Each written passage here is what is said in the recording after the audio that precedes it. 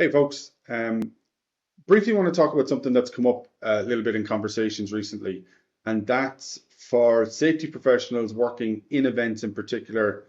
Is there value in memberships with the likes of IIRSM and IOSH? Now, over the past, I'd say 6 to 9 to 12 months, maybe, I've seen a lot of talk online, kind of specifically around IOSH and whether people are seeing value in membership or not. And that's from both within safety people in the event industry and beyond. So I think a lot of people have some fairly strong opinions there. I'm a technical member of IOSH, so hands up for that. And as regards IIRSM, I'm also a specialist fellow of their.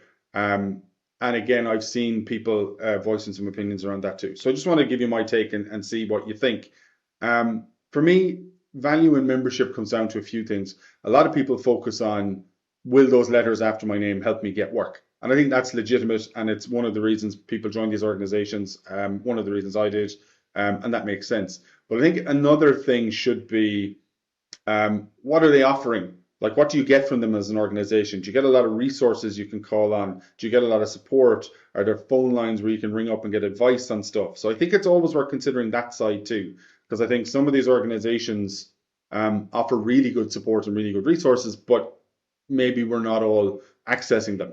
And that comes back to my second main point, really, which is around engagement.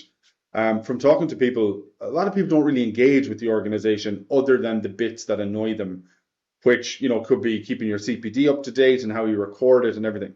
So if your only engagement kind of is those annoying negative bits that kind of piss us all off, well, then you're probably getting a slightly skewed understanding of what the organization can or can't do for you. So it's worth engaging, exploring the website, seeing what resources are there. I know I don't do that enough, but I'm a little bit maybe aware of some of the things that IOSH and IIRSM offer on the websites. I know some of them that I mentioned to others and they weren't even clued in. So it's definitely worth checking out what supports are there, what else is around it, other than just letters after your name. For me personally, to be honest, letters after someone's name alone doesn't really draw me to them if we're recruiting for freelancers or partners or anything. Personally, word of mouth, recommendations, their previous experience, that kind of thing weighs stronger for me. But then membership of those organizations, keeping up that kind of CPD does play in as well. So it does have a value as far as I'm concerned. Let me know what you think, and I'll talk to you soon.